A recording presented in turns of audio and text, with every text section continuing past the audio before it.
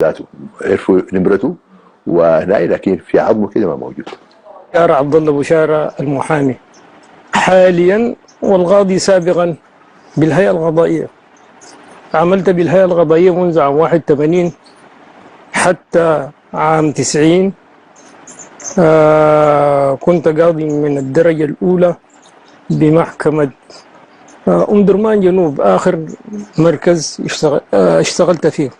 وبالنسبة للحادثة اللي هي كانت السبب في أنه ذاته أنا أترك الشغل في العمل القضائي، طبعا العمل القضائي بيقوم على أسس معينة. أول حاجة لازم يكون عندك قناعة في أنك أنت توصل العدل ده لكل المواطنين وتتجرد من كل ظلم بيلحق بأي فرد.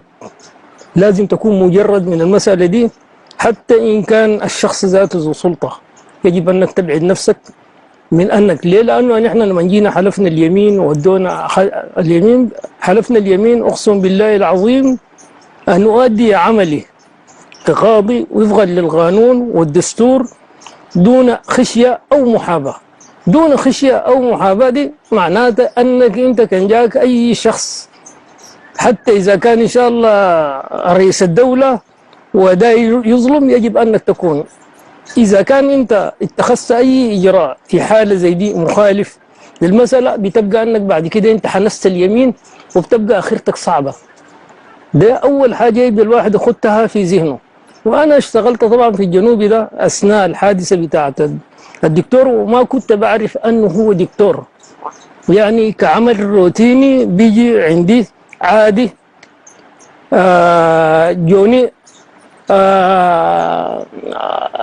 رجل بتاع شرطة أو ضابط بتاع شرطة ملازم أول، يبدو أنه هو ملازم جديد، ومعه واحد لابس له بدلة أفريقية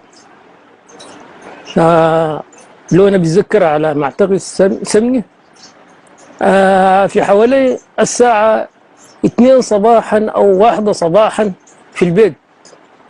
آنذاك كان القاضي بيشرف كل العمل بتاع النيابات ده بيقوم به القاضي كجزء من عمله، اللي هي بتشرف على التحري، بتوجه التحري، كل الأعمال بتاع الحس بيقوموا بها ناس النيابة دي كان بيقوم بها القاضي.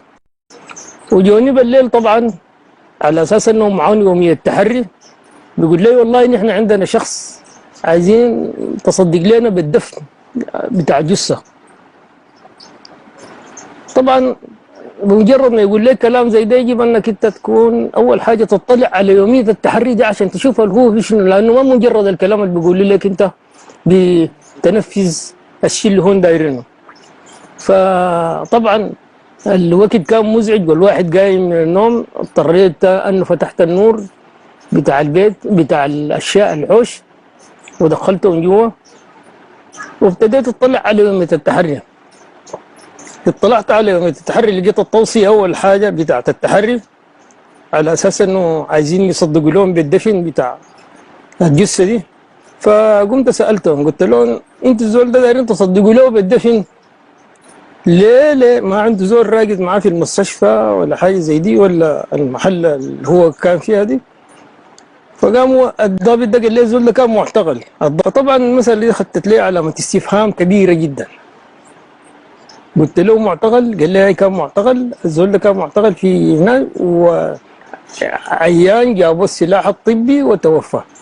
طيب الأسباب بتاعت الوفاة، لقيت الأسباب بتاعت الوفاة مكتوبة ملاريا طلعت في الراس ومسائل زي دي الكلام، ومطلعين شهادات بتاعت وفاة ومسائل زي دي على أساس أنه شهادتين بتاعت وفاة طلعت من السلاح الطبي، وبيقولوا على اساس انه الوفاه نتيجه ملاريا.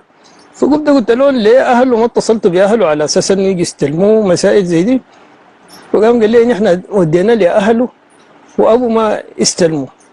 الشغلانه دي طوالي طبعا خلقت لي ثاني مساله بتاعت شكك اكبر في انه كيف انه اهل زول اهله مات اهله ما يستلموا.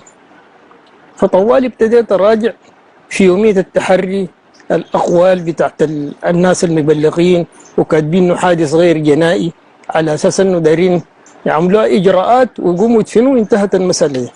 فقمت طوالي مسكت أول حاجة يوم التحري وقمت كتبت فيها توجيهات معينة كالآتي: